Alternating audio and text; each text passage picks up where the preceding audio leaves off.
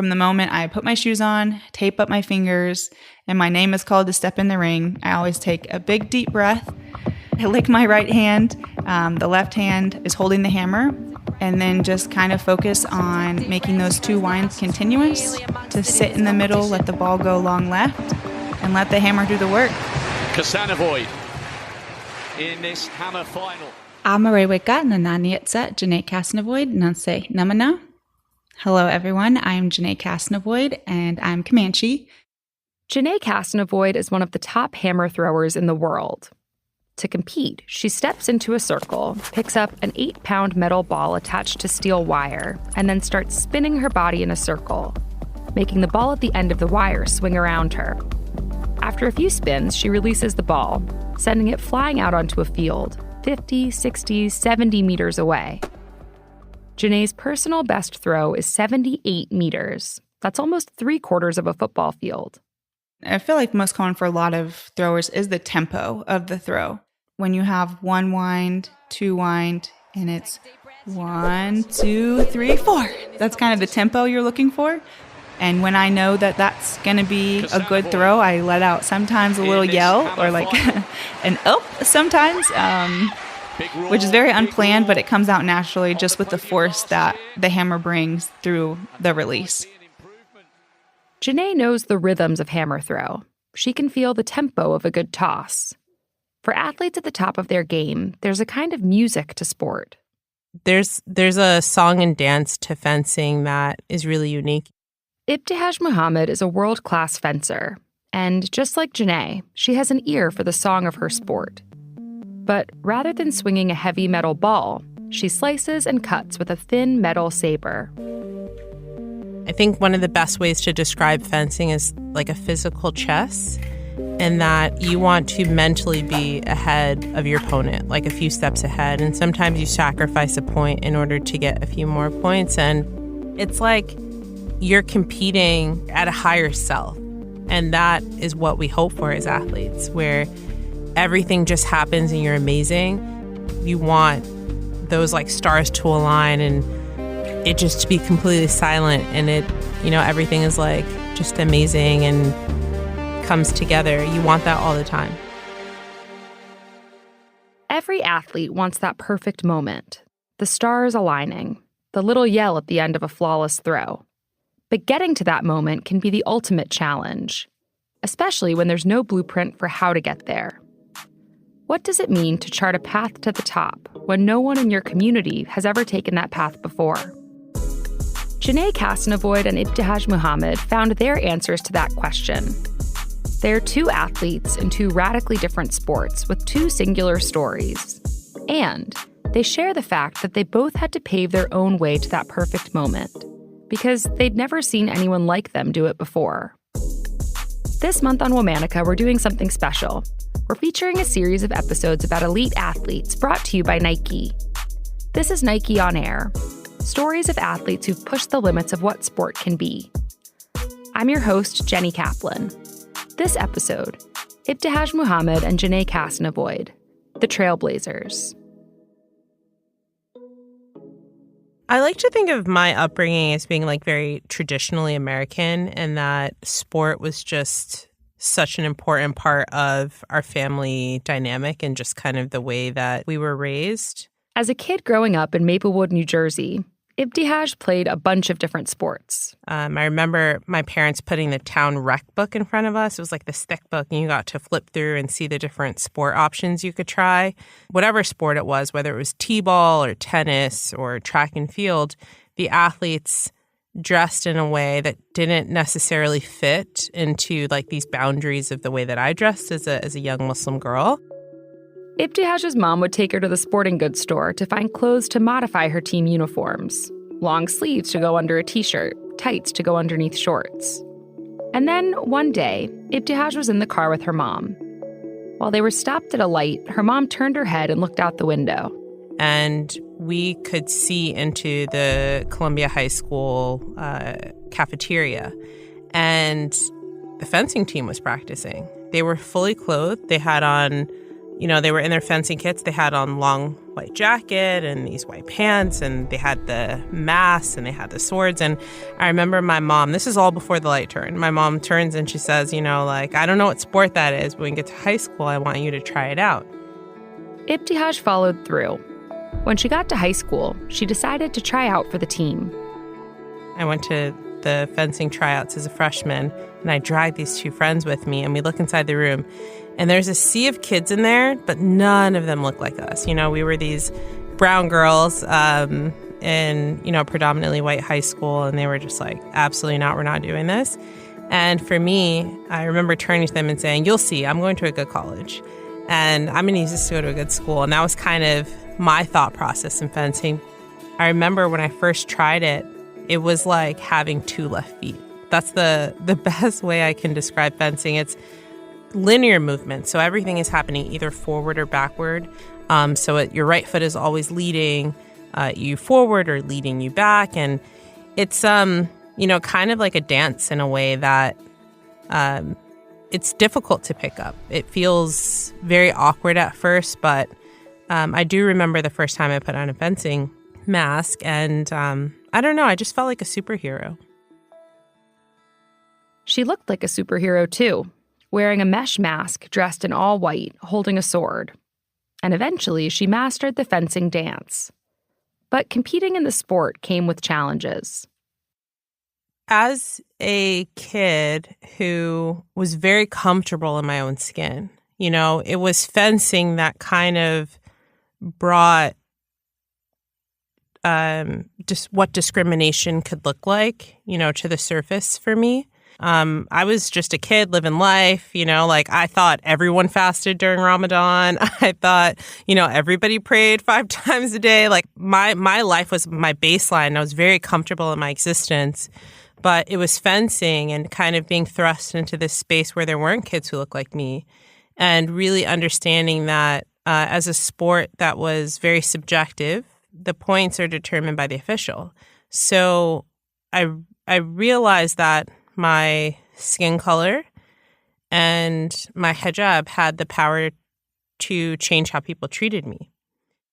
I'll never forget, I think I was a freshman, and someone on my high school fencing team called me and my friend the N-word.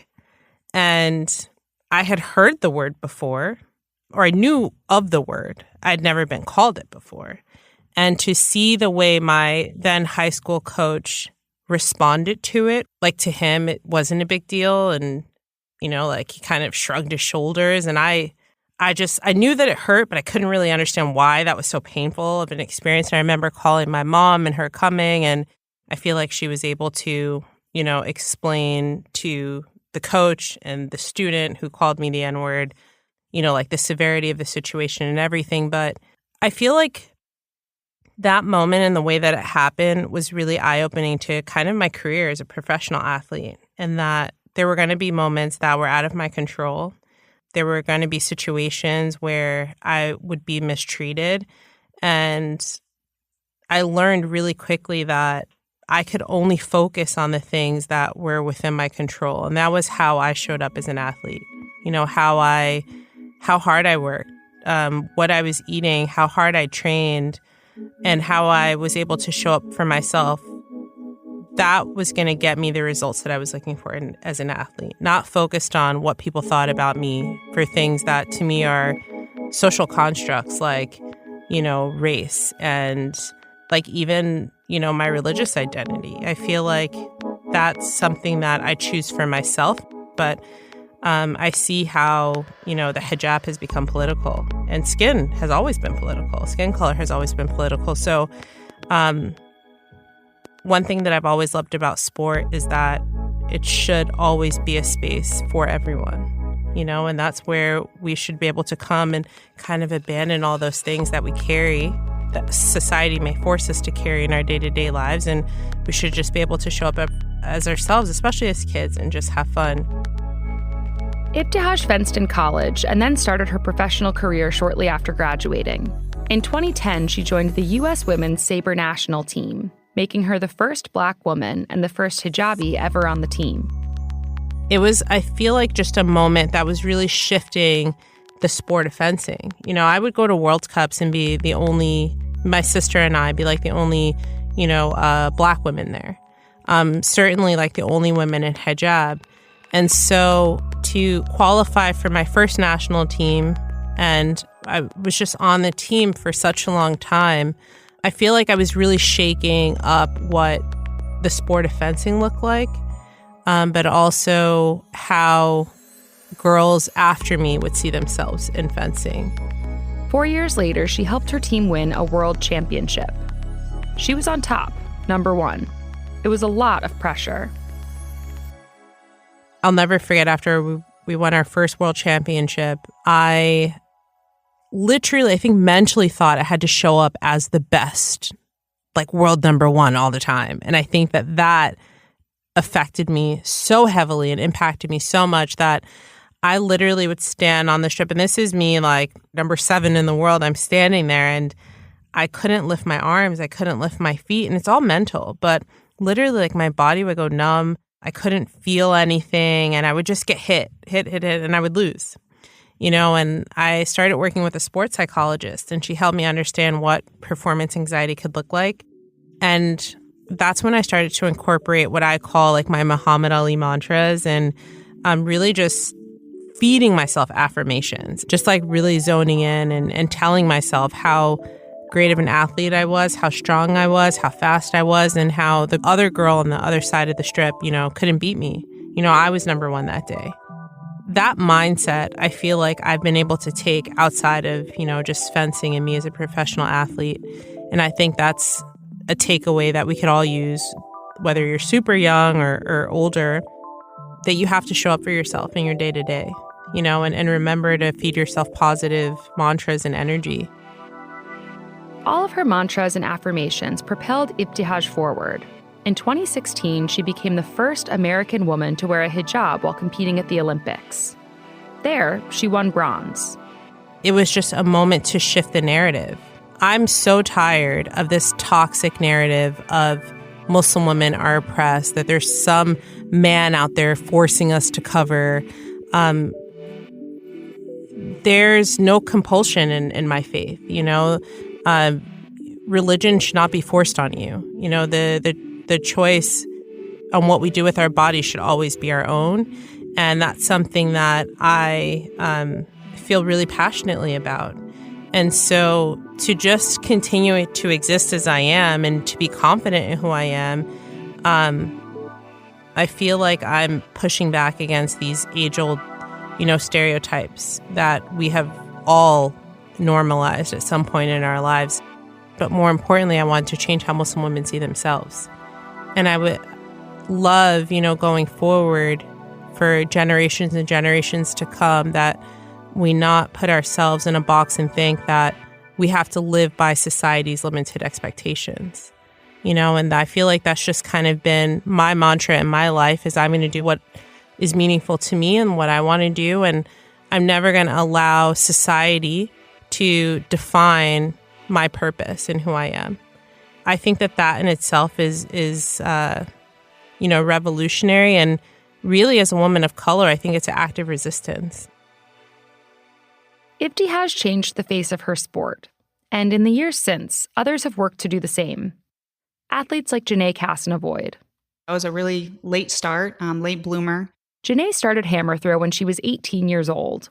She was a freshman in college competing on her school's track and field team. And my coach was like, hey, have you ever tried the hammer? And I was like, no, is unfortunately the unfamiliar reference of Matilda is all I knew with Principal Trunchbull and hammer throw. And I was like, oh gosh, what does this even look like? I'm kind of scared and intimidated, but yeah, I had some of the older girls kind of show me the ropes, and my first day of practice did turns down the track over and over and over, and I was very nauseous, very dizzy, but after that first day of kind of just doing drills and getting the hang of it in a sense, I never really get dizzy or nauseous anymore. But of course I was working to be really good, and I just didn't know what that was, but I was putting in the work and I wanted to be one of the best. Growing up, Janee played a lot of sports. Soccer, t-ball, basketball, volleyball, softball, cheer, dance, and track. She looked up to her older siblings who were all athletes too. Watching them helped teach her what it meant to be a great athlete. working to be the best, striving to be perfect, being disciplined. She took those lessons into her budding hammer throw career, and it paid off. My first year as a freshman, after just picking up the hammer, I was the national JUCO champion. So I threw 53 meters off a 3-wind, 3-turn throw. And at that point, it was just, I think I knew what I was doing. By the end of that year, Janee had been recruited by Greg Watson, the coach at Kansas State University. She transferred schools and narrowed in on hammer throwing. When I got to K-State, I was having a lot of knee pain and issues. So my entire career, the 4 or 5 years I was at K-State, every year I had a knee surgery, whether it was meniscus tear and like doing microfracture. So I was on periods, 6 weeks of being on crutches, non-weight bearing. And so that took a lot of time away from where I feel like I was already needing to play catch up in hammer. We had a lot of breaks and pauses just to try to get healthy and to put my best foot forward for those years there. But no, it just takes a lot of work over time. And that was a big kind of phrase or saying my coach would always tell me and to other athletes is, what is the equation for power? And it's work over time. And that is truly through and through the definition of hammer. You have to just continue to take reps and volume and work at it over and over and over to see progress way down the road. Janee kept improving. She started with a throw of 53 meters, and then made it up to 60, then 66. By her senior year, she'd gotten to 68 meters. She was unmistakably, undeniably good. And with that improvement, she made a big, difficult decision. She chose to go all in on the sport, setting aside her other passion, culinary arts, to see just how far she could make it with hammer throw professionally. It was a risky choice. There's no guarantee in track and field.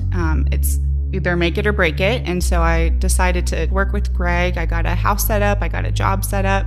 I was working 60-hour weeks. But yeah, I was just taking that risk and to seeing what we could do, keep getting better. Then in 2022, Janee traveled to Oregon for the World Track and Field Championships. And all her hard work paid off. She threw the hammer almost 75 meters and took home the bronze medal. Janee went from fighting off injury and failure to becoming the third best hammer thrower in the world. Kassanavoid set sail. It was a historic moment. With that throw, she became the first ever Native American woman to medal at Worlds. It was all a dream come true and just a breath of fresh air to make history as well. So it was a super memorable moment, and that's really like the start of my career is what I feel like. Janee is conscious of the fact that her visibility is about more than just the sport. She's working to leave behind a lasting legacy.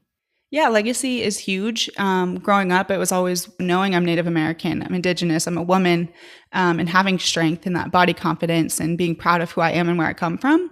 That is what I want to leave behind. Yes, the success is great and it's everything I've worked for, but to knowing that I can empower women, I can be a role model and a leader, and just hopefully inspire the next generation of athletes to participate and to hopefully chase their dreams as well. That's the bigger goal for me, and I'm happy to have that representation on this global level to continue to break barriers and be that face of our people proudly. It's a lot of pressure, yes, but I'm really, really happy for the love and support that they've shown through this journey. Janee is one person, but she's also representing an entire community, holding people up on her shoulders, helping them believe that they can achieve their dreams. It's an enormous responsibility. It raises the stakes of sport. All of a sudden, it's not just about working, winning, losing. It's also about being a role model for what's possible. It's about proving people wrong. It's about imagining futures that have never been realized and then realizing them. I am not only on a pedestal, but I am having a lot of eyes on me. And so I take that very seriously. But it's very, very motivating, and it means a lot, truly. After being signed as a Nike athlete, Janee got the chance to work on the N7 campaign, which centers Native communities. And it's just been such a grateful, a blessed, humble moment for the N7 team to share my story and to highlight my story after 2022 and making history with that, and just reaching an audience that, for one, doesn't ever probably see hammer enough, but then also a Native woman excelling in sport. It was just huge, super powerful and super meaningful for me, but also for Native communities. And to work with N7, all the product and the profit that they see from our campaign designs goes right back into communities and Native youth for sports to help them, try to get more equipment or to provide youth camps and things like that. So it goes right back into the communities. They built basketball courts on reservations just to help promote physical activity and to be involved in sports. So again, having a background in health and nutrition and dietetics and to be an athlete at the highest level, it's just important for me to move that forward and to help the next generation of athletes also see success, and to not maybe be a pro is the goal, but to just keep being healthy and keep being active, because it's really, really important for our communities. Janee used her platform as an athlete to move the conversation beyond sports and into the realm of empowerment. And Ibtihaj has done the same. After she was signed as a Nike athlete, she got the chance to help develop the Nike Pro Hijab, a hijab specifically designed for sport. It's hard to talk about the Pro Hijab without getting emotional, to be honest, because I remember when I was competing, I always used to wear this, what I would describe as like a kid's hijab. And when it would get wet, and I didn't realize this when I was competing, but when it would get wet, and remember it's covering my ears, I couldn't hear anything. And I can think of so many times in my career where I would false start or I would be delayed. And I had no idea that my hijab was literally becoming a hindrance in my competitions. So the Pro Hijab, it being made of a dry fit material, it's very, very little fabric. It literally, you feel like you're not wearing anything, but it's also like very secure, so you don't feel like it's going to come off. You're not using safety pins, which, let's think about it from like even a safety perspective. I can't even tell you how many times while I'm competing, my safety pin would come undone and it'd be poking you in your neck, but you can't, like, how do you stop the competition to be like, I'm impaling myself with the safety pin, Janee and Ibtihaj made space for themselves in places where everyone thought there was none. And now they've gotten brands like Nike to invest not only in them, but in their communities, in the young Native girls who see Janee and decide to try out for the track and field team, in the hijabis who see Ibtihaj and realize that the way they dress or what they believe doesn't mean they can't compete alongside everyone else. Their success inspires members of their communities to go after their dreams, in sports or otherwise. Through sport, I feel like it can just be a very good positive outlet for people to see success and to chase dreams and things of that nature, to do good things in life. And so it's just see me, see us is when you see me. And, a big thing I like to do is wear my hair in braids. Being Native and being a woman shows resilience and strength and beauty, and that hopefully when a little girl's watching me on TV, they can say, hey, she looks like me and I'm also Native, that just gives them hope and motivation, that they can also want to try to throw hammer too, and that it's possible to chase your dreams and to see success. Like, I feel like we needed this. We needed someone to kind of just push through to open the door for more of us. And so much of sport, so much of life is like a mental game. It's how you show up and how you choose to think about yourself and your life and your mission. That's the hurdle, and if you limit yourself to what's expected of you, which often, especially as women, is so little, we're doing ourselves a disservice.